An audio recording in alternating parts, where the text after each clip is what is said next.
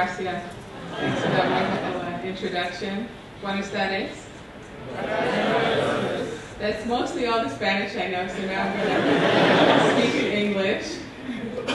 So it's such a pleasure to be here, to see all of you in a technology school, to see all of you so eager to learn, and it's such a great time to be learning about technology and the possibilities of what we can do with it, and also just learning about entrepreneurial development. Because for myself, I kind of became an entrepreneur by accident through my inventions and other technology. So I'm going to share with you my journey, how I ended up starting my own company, doing business with Xbox. How many of you here have Xbox? Okay, so you've probably seen some of my content, who knows. So I'm going to share how that whole journey came about. It has not been a very long time. Next. It hasn't been a very long time. It's been, a little bit over 10 years since I started my own company. And yet some of the things that I've been able to experience through this process has been truly incredible. And a lot of that is because of where we are with technology today. Everything is happening very, very fast. To think of it, it took the telephone, when it was first invented, it took 75 years before 50 million people could get the telephone.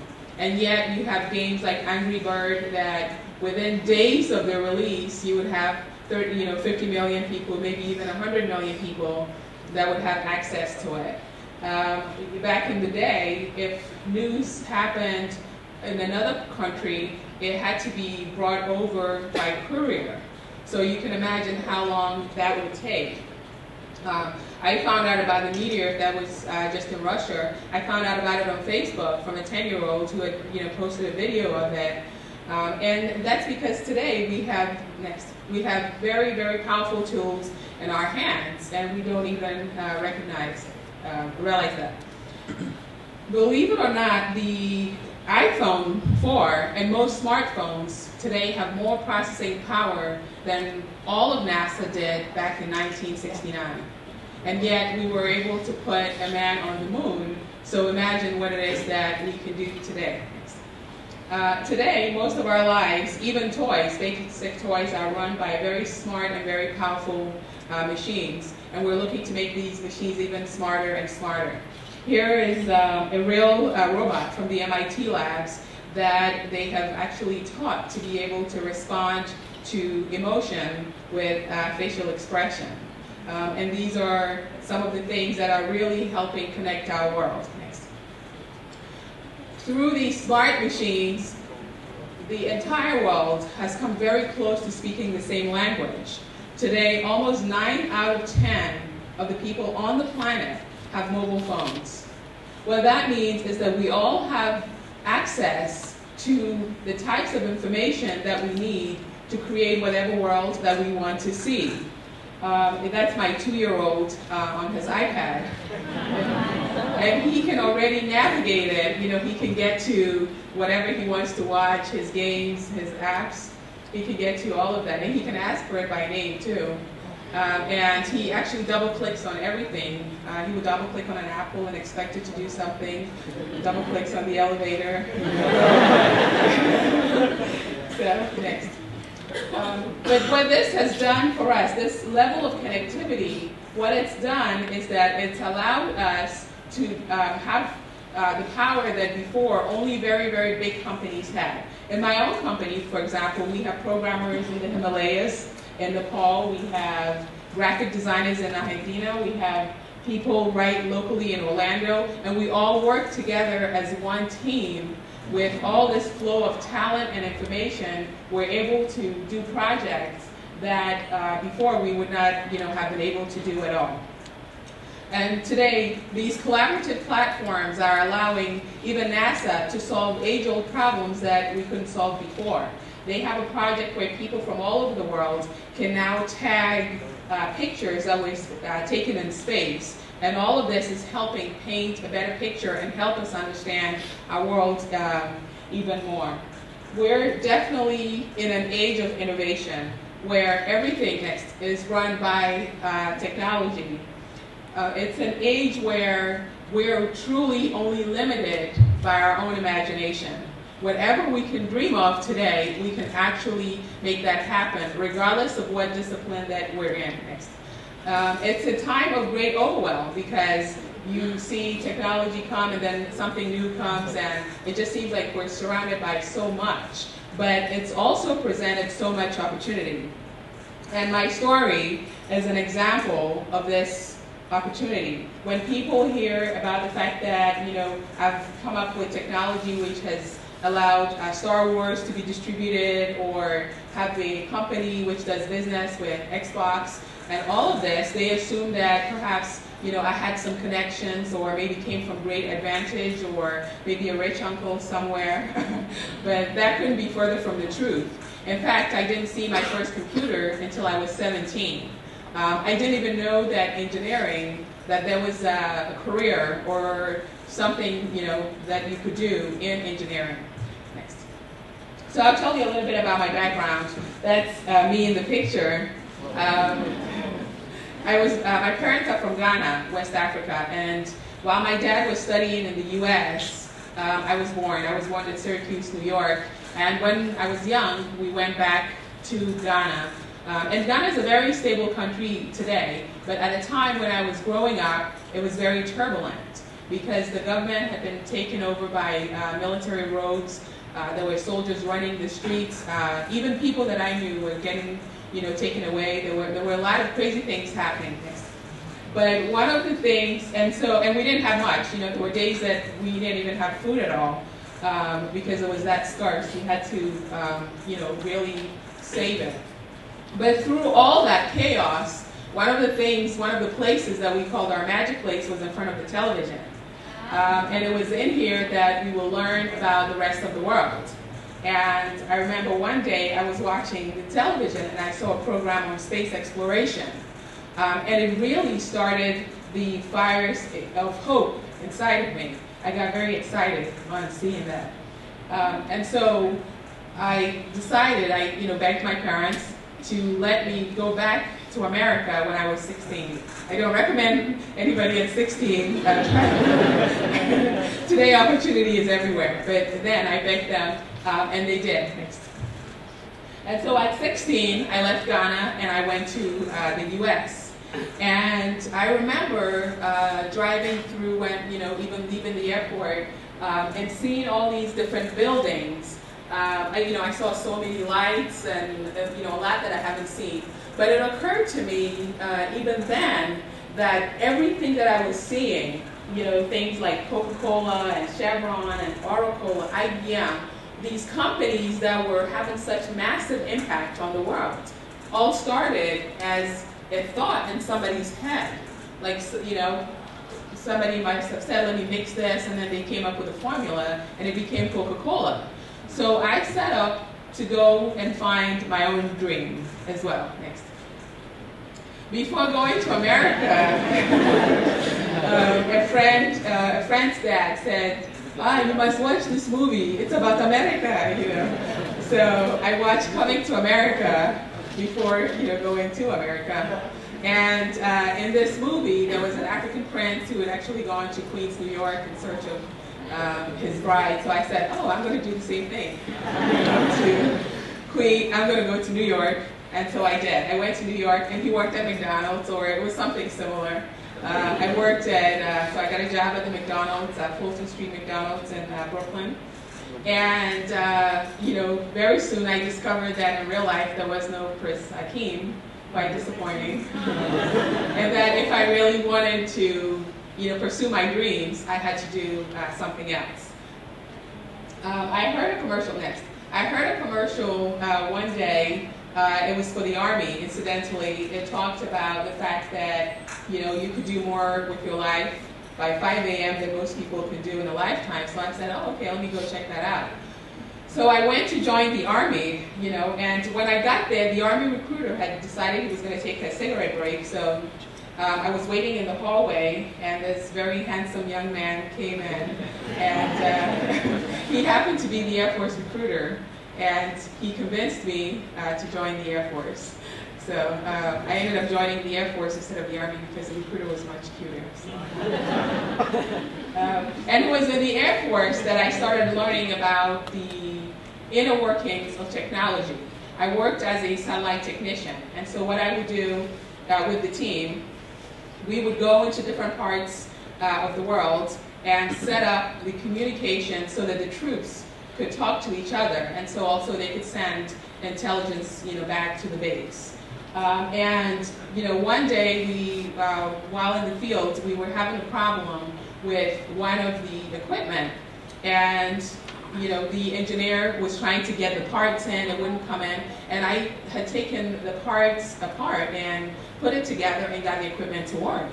So the engineer there told me, have you ever thought about going into engineering? And I said no, because I always assumed, it's really difficult and it's not something, I don't want to be in the lab all the time. But I really started thinking about it because I really loved working with satellites, and I liked working with the equipment, and so that's what I did. I went back to college and I studied electrical engineering and computer science. And when I got there, it was very intimidating. I was actually the only woman in my class at that time, but I ended up graduating #1 in my class because I had so much experience working in real life on the equipment. So it was so much easier to understand all the various concepts. And so I got a scholarship to go and do my graduate studies in electrical engineering and computer science, and so I got my master's in that. And I also took a course in innovation. So from there, the whole world seemed to open up to me. Next. From there, the world opened up to me. I got, a chance to work on SETI, which is the Search for Extraterrestrial Intelligence. I even got to do simulations on a big satellite constellation called Iridium. It has like 77 satellites spaced at 30 degrees, all orbiting the Earth. So many fun projects. Here I am. I'm actually sending into space a satellite to replace another satellite next. And here I'm putting my signature on it. It was unbelievable to me, like who gets to sign a rocket, and send it into space. But thanks to my engineering degree, I was able to do all these fun things. Next. And then soon I was approached by the Boeing company. The movie studios had approached them about coming up with a technology that would allow movies to be distributed to the studios.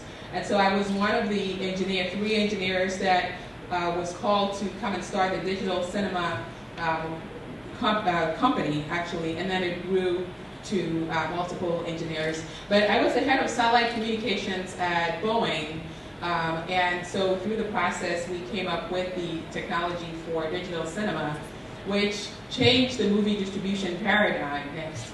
Because traditionally when movies are made, in order to send them to the theaters, they will have these reels, as you can see them, and they will send them to all the different theaters. So if it's 30,000 theaters, 30,000 of those times 5 screens, it really multiplies. But with the technology now, you can just do one transmission and it goes to everywhere around the globe. Next. From there were so many opportunities coming up, so I started my own company. Next. And through my own company, I've had a chance to work with so many clients and even come up with my own, application. And these are just a few of the companies and the people that I've worked with. Even had a chance to work with Black Eyed Peas, and the list goes on. Next. Next.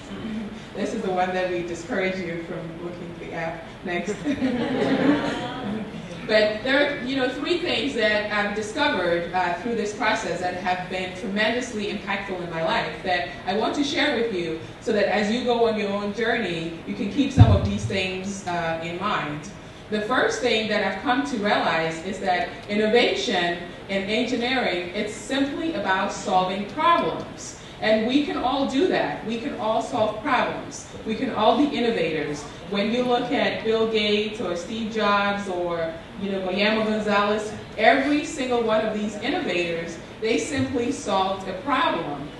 And all too often, we complicate it, or we think that it's something that's unreachable, and it's not something that it is that we can do. But it is really just solving problems. That's what innovation is about. That's the first thing that I would like to share with you. Next. Next. The next thing that I would like to share with you is that do not be afraid to dream big. And that today, and always, dreams really do come true. The slide that we skipped through actually had Rene Anselmo, and it had his tagline, which I'm not sure if I want to share that, but it had Rene Anselmo, which was one of my inspirations, and he decided to start a commercial satellite company at a time when the only people that could launch satellites into space were governments. So it sounded like a really huge dream, and he wasn't even an engineer. He was a television producer and a businessman. But he came up with this big idea, and it was the first satellite company, and it made possible a lot of the commercial applications that we see today. Our mobile phones. Today when you leave home without your mobile phone, you feel like you left an appendage, like your leg or something back home. But all of this stuff and many more have been possible because he had this idea, and he followed it, and he came up with it. And the third thing that I would like to share with you is to do what it is that you love, because it brings out the very best in you. And also, when you do what it is that you love, you never get tired of it. We had to watch Star Wars over 100 times, Star Wars Episode 2, over 100 times while we were trying to test out the digital cinema process. And even though I'm a big Star Wars fan, even that got a little too much for me. So you can imagine, if you're not a fan, having to watch it a few times.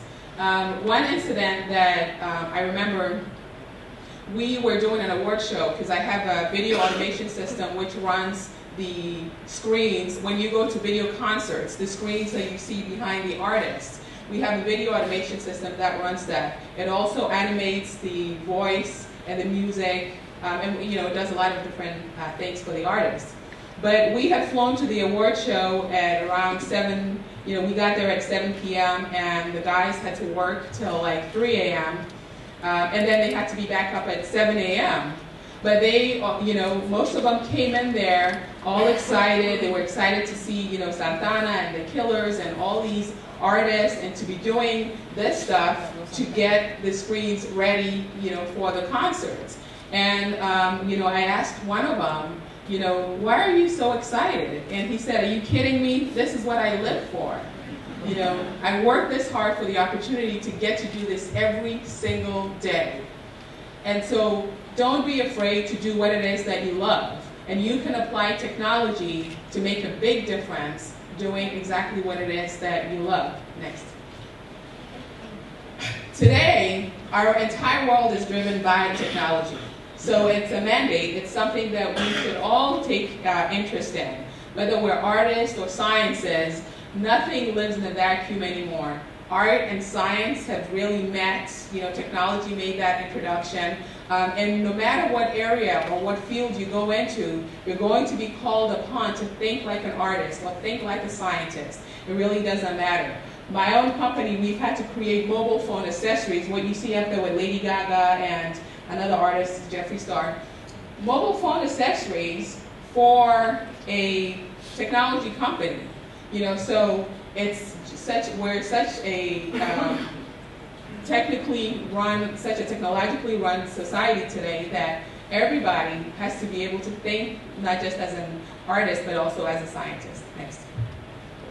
And the future, with a lot of advanced materials that we're seeing now, we're going to even see more of that. Recently at Fashion Week, the talk of Fashion Week was the Google Glasses.